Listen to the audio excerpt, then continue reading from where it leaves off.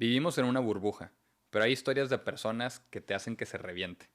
Son historias que te doblan, historias que te hacen sentir y pensar de maneras que nunca lo habías hecho.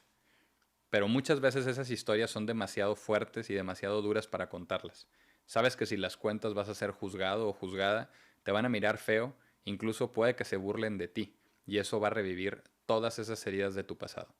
Es por esto que he creado este segmento, donde le ofrezco a las personas a permanecer en el anonimato, para que nos cuenten las historias tal cual sucedieron. No está de más decir que el contenido de este segmento tiene material sensible y que se recomienda la discreción. Bienvenidos a Historias Anónimas de Fer Salazar.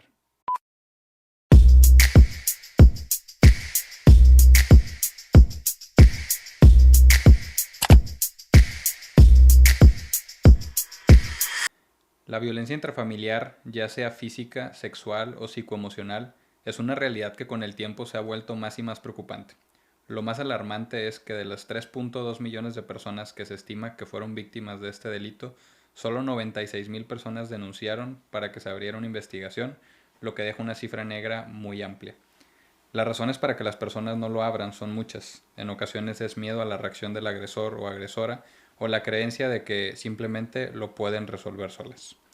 Y pues hoy tenemos a una mujer muy valiente que aceptó la invitación para venir y compartirnos su testimonio.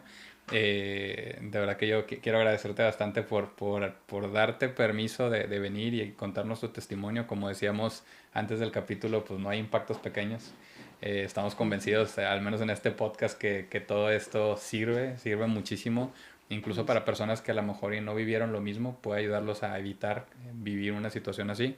Y pues bueno, es al final un tema fuerte, pero que como platicábamos también, pues es importante que lo hablemos y que no lo guardemos abajo del cajón como muchas cosas que así hacemos, y desafortunadamente eso pues no repara ninguno de los problemas o emociones que uno puede estar sintiendo. Sí, pues así es. Muchas gracias a ustedes por haberme permitido venir aquí, ¿verdad? Y compartir una pequeña parte, ¿verdad? De mi testimonio. Pues que sí no es fácil, ¿verdad? Pero viendo yo, pues ahora sí que mi necesidad, ¿no? Que en su momento hubiese yo querido que hubiera alguien o algo, ¿no? Que me ayudara a salir de esa problemática o de ese lugar, que me hubieran de perdido dicho, ¿no? Cuéntanos un Ahora sí que poquito todo de... es, todo cualquier tipo de punto en el momento es muy importante. Claro, cuéntanos un poquito de ti para las personas que te están escuchando, que no te conocen, y ahorita nos llevarás de la mano también de un poco de tu historia. Claro que sí. Pues bueno, como platicábamos hace rato, ¿no? La violencia intrafamiliar, uno empieza a vivirlo desde que uno es niño. Este, yo me di cuenta, en un tiempo de que mi mamá y mi papá, pues, no querían tenerme, ¿no? Porque mi hermano era bien chillón, o sea, y hasta la fecha sigue de chillón, me da grandote, pero, era muy chillón y pues mi papá le decía de una manera muy agresiva, ¿no? A mi mamá. Cuando yo tengo 3, 4 años, que empiezo a tener como que ahora sí, como que uso de razón, ¿no? Cuando uno empieza a crecer. Mi mamá estaba embarazada de mi hermana, la más chiquita. Y y pues igual mi papá se enfada porque se embaraza y empiezan a pelear. Empiezan a haber golpes, empiezan a haber palabras antisonantes, gritos. Ahora sí que se daban con todo, ¿no? En el momento pues yo me quedaba asustada, muy que no sabía ni qué pasaba, ¿no? Pero después empiezo a ver que ya es constante, ¿no? Constante y constante, constante. Entonces yo lo veo como que es muy normal, como que es muy natural todo eso, ¿no?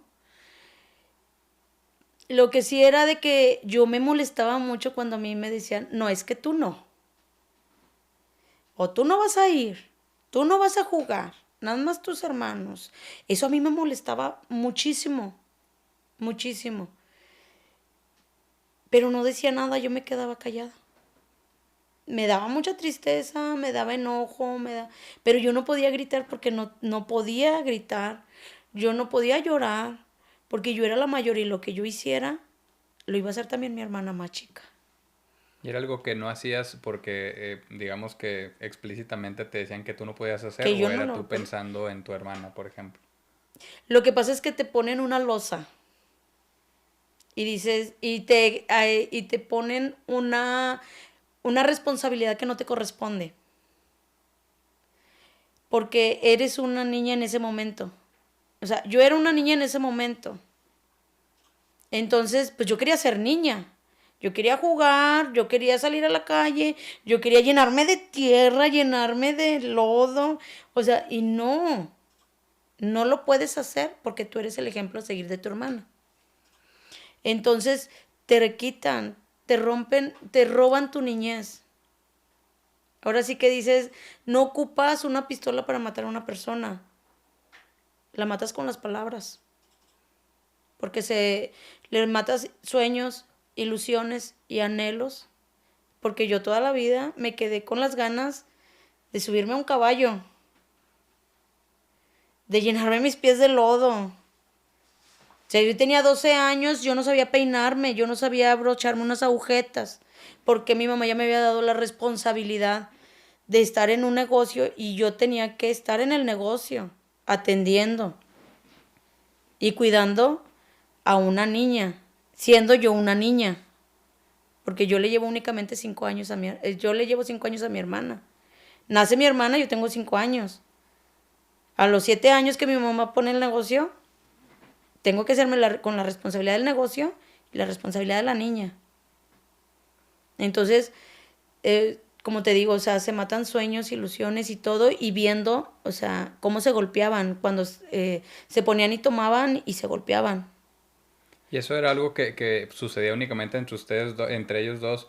O como cuánto tiempo pasó antes de que eso empezara a llegar hacia ustedes Toda la también? vida, Toda la vida.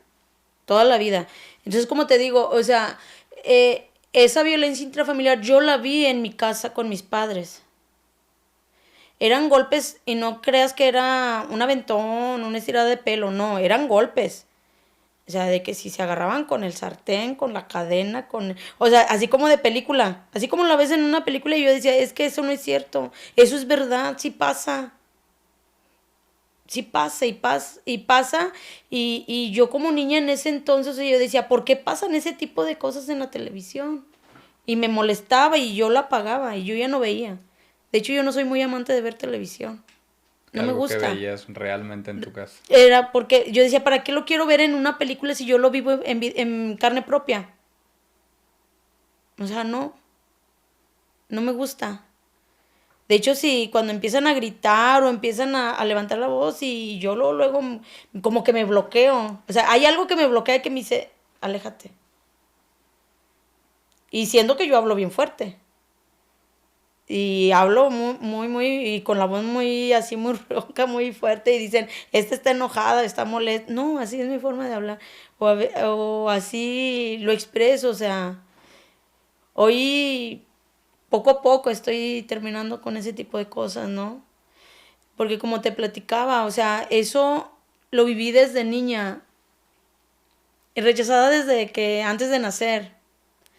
Ver a mis papás golpearse. Ver a mi papá siempre tomar junto con mi mamá. Ver que hacían cosas que no se debían de hacer y que yo las veía muy normal. Cuando yo conozco a mi esposo, yo digo, es que yo ya me quiero salir de mi casa. Cuando yo le dije a mi papá, es que yo me voy a casar, mi papá me metió una golpiza, como no tienes una idea. Siento que a mí la que me golpeaba era mi mamá. Mi mamá me golpeaba de una forma, pero de que yo ya no me podía sentar en una silla. De que me dejaba la espalda morada, amarilla, o sea, el arco iris vivo y a todo color en la espalda, en las pompis. Porque si decía las cosas o porque no las decía. Me acuerdo en una ocasión que mi abuelito Cuco, papá de mi mamá, me agarra la espalda y yo, y luego me dice, ¿qué pasa? Le digo, nada. Es que a ti te está pasando algo. Porque yo ya tengo tiempo de estarte viendo que ya no te ríes. Porque la gente del exterior te ve y ven que está sucediendo algo. Pero tú lo ves tan normal que tú piensas que todo está bien en tu casa. ¿Por qué? Porque es normal. Asumes que pasa así en otros lados. Sí, dices, igual a lo mejor mi vecino también, pero pues es que no me quiere decir nada. O a lo mejor mi compañero de colegio, pero pues es que no me quieren decir nada. ¿Hubo alguna vez que alguien fue testigo de que te estuvieran golpeando a ti o a alguien de tu familia y que simplemente se quedó Sí, viendo? sí, fue mi amiga, una compañera del colegio, se llama ella Aurora, este, ella de hecho me dijo, ¿por qué estás viviendo ahí? Ella siempre iba y me decía, vamos porque nos vamos a reunir los compañeros del salón. Y mi papá la corría, le decía, vete, vete porque tú nada más vienes a quitarle el tiempo a mi hija. Vete porque tú eres mala influencia para mi hija, porque tú nada más andas en la calle. Y ella me decía, pero ¿por qué? O sea, yo sí sentía bien feo porque hacían reuniones, hacían fiestas y a mí nunca me invitaban. En las fiestas de ella, cuando yo iba, pero porque su mamá de ella iba y le decía a mi mamá, la invito, Kika, la invito a la fiesta de mi hija. Y como ya iban y la invitaban y me decía, y yo le decía, ay, muchas gracias, porque yo con deseos de ir a una fiesta, de ir a una piñata, de ir a una quinceañera, a una fiesta. Y no, o sea, no, porque yo tenía que estar ayudándole a mi mamá en el negocio. Mi mamá se iba para el rancho y a mí me dejaba ahí de encargada en el negocio. Y me tienes que juntar cierta cantidad. Y si no me la juntas, pobre de ti. Y yo siendo una niña. Entonces, cuando yo le digo yo a mi papá que me voy a casar, me metí en una tunda, me desfiguró la cara. Y yo le dije, no me importa. Al rato yo me voy a componer. Y van a venir y me van a pedir. Y me decía mi esposo, vámonos. Porque es lo más normal, lo más común. Pero esa losa que te dejan, lo que tú hagas, lo va a hacer tu hermana. Entonces, ahí yo dije, ¿y si mi hermana se llega a querer ir de la casa, cómo yo le voy a decir que no lo haga si yo también lo hice? Y de porque te dicen, es que tú tienes que salir bien de tu casa y te tienes que casar por la iglesia y por el civil y te tienes que casar de blanco. Porque te lo dejan, porque te lo imponen. Porque mi abuelita me decía, y yo no me iba a casar cuando yo me casé, sino que mi abuelita escuchó que yo estaba platicando con mi esposo, en ese entonces mi novio, estábamos juntando dinero porque en la casa de mi esposo tampoco lo apoyaban y también lo golpeaban. Entonces decía, es que a mí no me van a ayudar para casarnos, vamos a juntar dinero. Él tenía 18 años y yo tenía 16 y yo todavía tenía pensado, es que yo quiero terminar de estudiar. Es que lo que yo estoy estudiando a mí me apasiona. Y yo quiero trabajar. Y yo quiero comprarme mis cosas. Y yo quiero salir a la calle. Yo quiero salir. Ser libre de poder disfrutar. Cuando mi abuela va y le platica a mi mamá, se rompe todo. Y le dice, ya no te voy a pagar el título. ¿Para qué te lo voy a pagar si ya estás pensando en casarte? Y yo, no, mamá, es que ahorita, no, a mí no me importa. Yo le platico a mi esposa y me dice, a mi novio en ese entonces, pues vamos a casarnos, porque yo ya no aguanto la casa. Fue una fuga. El casarnos fue una fuga para los dos. Una fuga que porque yo voy a ir a hacer mi vida. Yo ahora sí me voy a realizar como persona, como mujer, como esto, como lo otro. Hacer las cosas diferentes. Diferentes. Y fue completamente todo lo contrario. Se volvió a repetir la historia. Cuéntanos un poco de eso, porque ahorita ya nos decías cómo son dos personas que vivían en contextos, no puedo decir iguales, pero vaya, los dos vivían en violencia y luego se Sí. juntan en una relación. ¿Cómo avanza después de ahí? Pues no avanza, no avanza. Es algo, hoy en día yo pienso y digo, pues bien ilógico. Como dos personas que estaban viviendo prácticamente lo mismo, golpeados, papás borrachos, alcohólicos, que se caían, que tenías que ir a levantarlo de la calle, orinado, eh, con excremento, o sea, y levantarlos, llevarlos a tu casa, bañarlos, cambiarlos, o sea, todo ese tipo de cosas. Y luego unirte y decir, es que a mí me pasó esto, pasó lo otro, ok, perfecto. Llego, me caso con él y lo primero que es de que yo nunca había ingerido alcohol y tener que ingerir alcohol en la casa de él para poder pertenecer a la sociedad de él. En ese entonces mi madre a mí, o sea, no, nunca. Yo no porque no quisiera hacerlo, porque yo le tenía miedo a mi madre, porque me metía unas golpizas horribles, sanguinarias. De hecho, mi cara tiene ciertas cicatrices cada cicatriz me tiene un recuerdo. Y es muy triste, porque esas las llevas marcadas no únicamente en tu rostro, sino aquí. Porque las ves y las vuelves a revivir.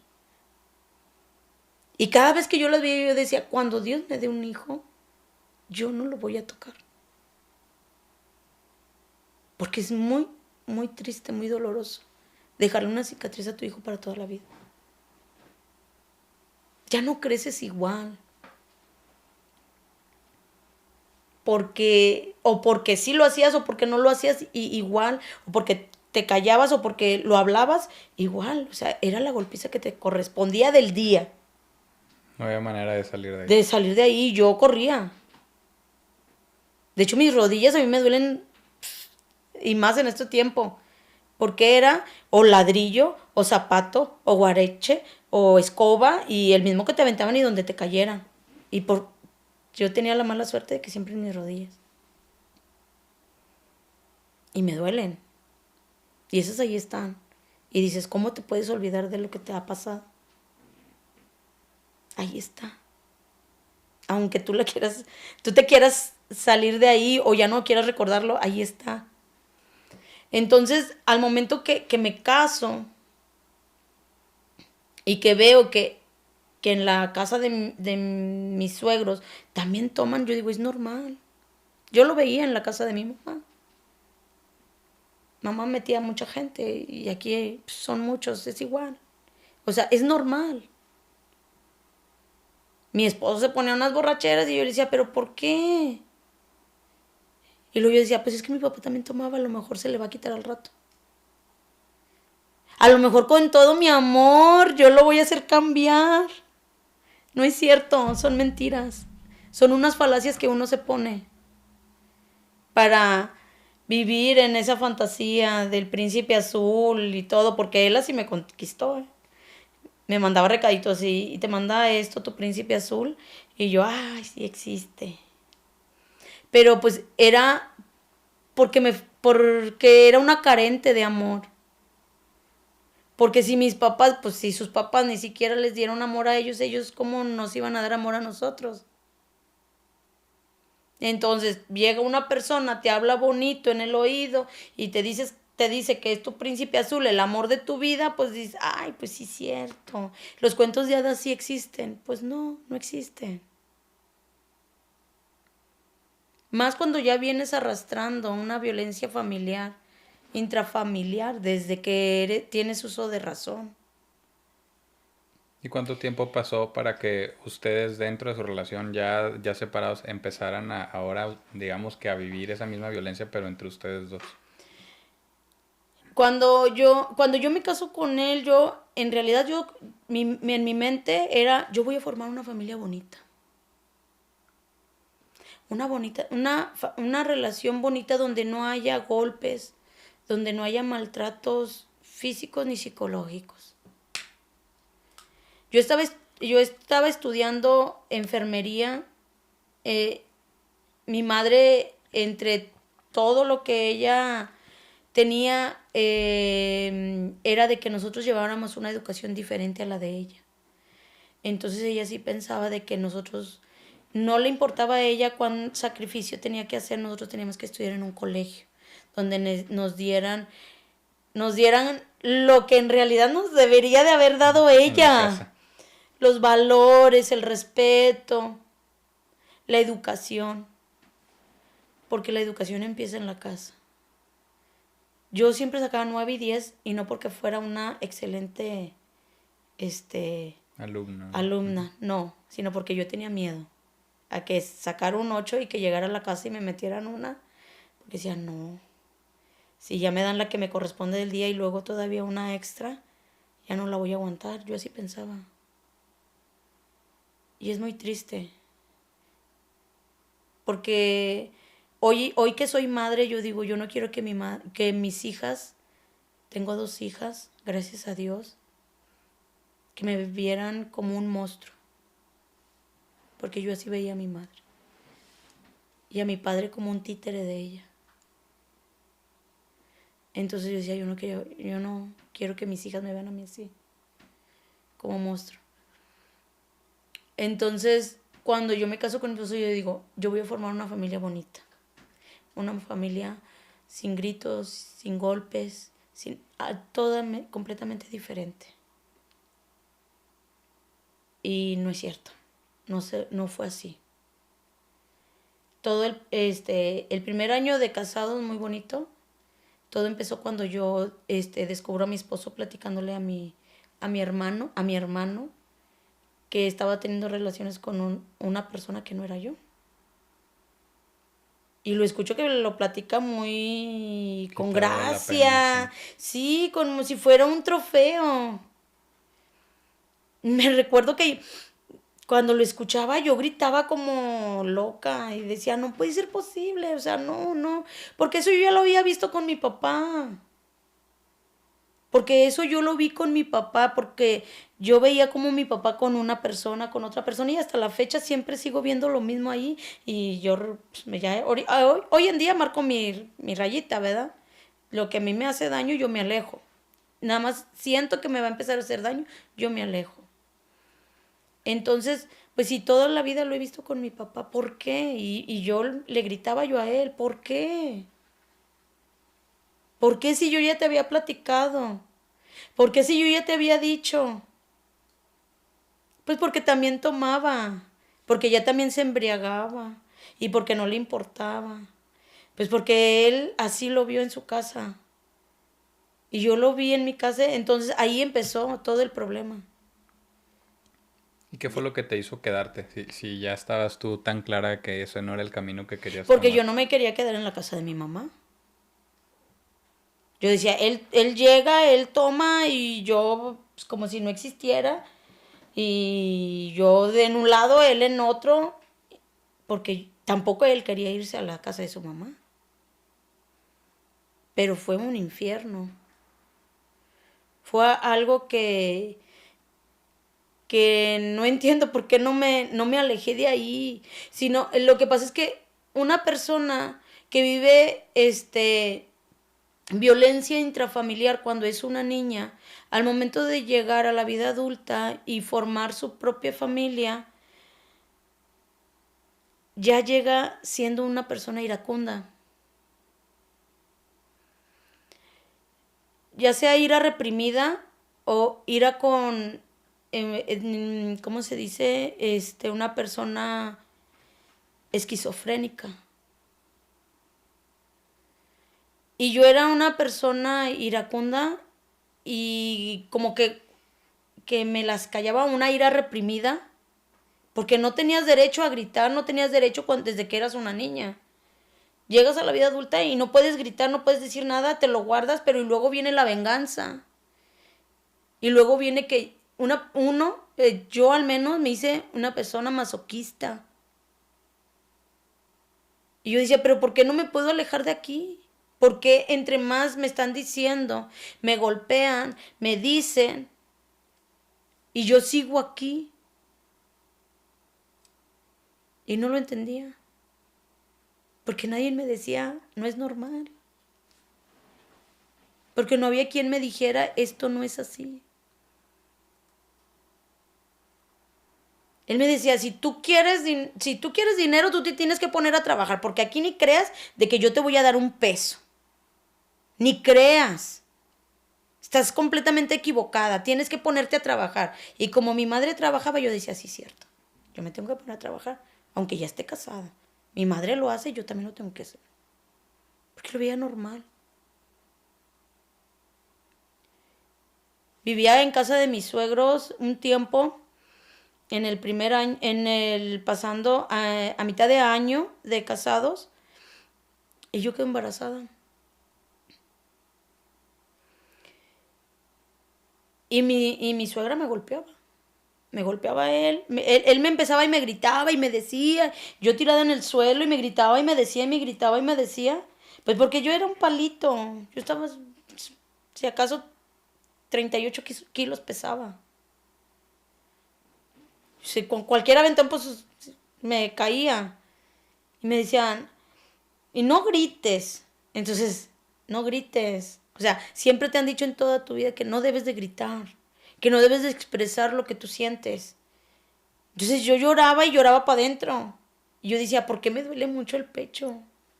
Y yo lloraba para adentro y subía a mi suegra y me decía, no, muchachita, que no sé qué, y me agarraba del pelo, y tú, ¿por qué gritas? Y cállate, que los vecinos te van a oír y que no sé qué. Y tenía que callarme. Cuando le digo que yo siento como que algo me sale, me dice, es que me anda mucho de la pipí, me anda mucho de la pipí. Y ella me agarra del pelo y me hace para aventarme hacia las escaleras, yo me caigo de las escaleras. Y pierdo a mi bebé. Ahí en ese momento, ella me lleva al día siguiente con un amigo de ella, que es médico, y me dice que yo tengo que quedarme callada con lo que estaba pasando. Y yo decía, ¿por qué? O sea, yo no entendía por qué, pero pues yo estaba bien burra. Yo no sabía ni siquiera qué era lo que estaba pasando. En mi casa nunca me explicaron qué era lo que pasaba. O sea, es más, ni de la menstruación se hablaba. Todos esos prejuicios y que uno, pues, ¿por cómo voy a andar diciendo ese tipo de cosas, no? El doctor me dice, le dice a mi suegra, le dice que se quede afuera, que ella no puede pasar. Yo nada más pasé y me dice, es que lo que te está pasando es muy grave. En ese momento yo me asusto. Yo digo, ¿por qué? Dice, es que ¿a poco no sabías que tú estás embarazada? Y yo, no. Es que tú estás embarazada y acabas de perder el bebé. Él me lleva porque no permite que mi suegra me lleve porque no sé qué tanto le dijo, o sea, en ese momento no sabía ni lo que le estaba diciendo, pero yo hoy digo, pues le ha de haber dicho, o sea, ¿por qué? O sea, se acabas de perder un nieto, o sea, y así. Y la señora ya no quiso saber nada, ni meterse ni nada, y me dice, acuérdate que tú te tienes que mantener callada. Y ya él me lleva a Gine, ¿no? Y ahí pues yo pierdo a mi bebé y todo me lo sacan, salgo sin nada. Es una sensación tan horrible, un vacío tan grande que queda dentro de uno como mujer. Porque se siente un hueco grande que no te puedes explicar ni puedes llenarlo con nada. Más porque al momento de que a mí me dicen ve a patología porque te tienen que entregar pues sí, ¿no? El feto. En ese entonces me dijeron, no, es que esto no se entrega. Me lo mostraron en un bote así grande, en éter, y yo me quedé viéndole su carita, ¿no? Morada y todo. Que después viví por muchos años con ese rostro aquí.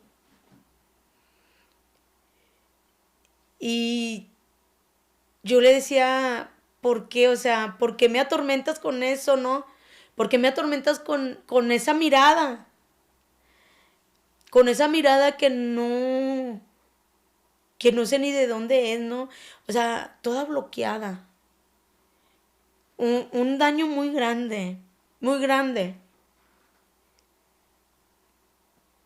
Porque luego yo decía, es que ¿cómo le hago? Porque hasta que entendí que, o sea, que era mi bebé, ¿no? Que era mi hija, era una niña que yo veía y que yo no hallaba ni dónde llorarle, porque no había lugar para llorarle. No había un lugar donde yo decía, ay, aquí está descansando mi hija, o aquí está descansando mi bebé. No lo había. Así fueron, por mucho tiempo, ¿no? Y luego yo agarré un coraje muy grande y yo iba y yo le decía por tu culpa y tú eres un esto, eres un otro, porque no me supiste defender, supiste defender a nuestro bebé y te valió porque tú preferiste mejor a tu madre. Y yo le decía, yo ya no te quiero y no te quiero aquí, ¿no? Y agarré mi ropa y me quise ir para mi casa. Y mi papá me dijo, usted se casó, usted se fregó. Usted se regresa para allá.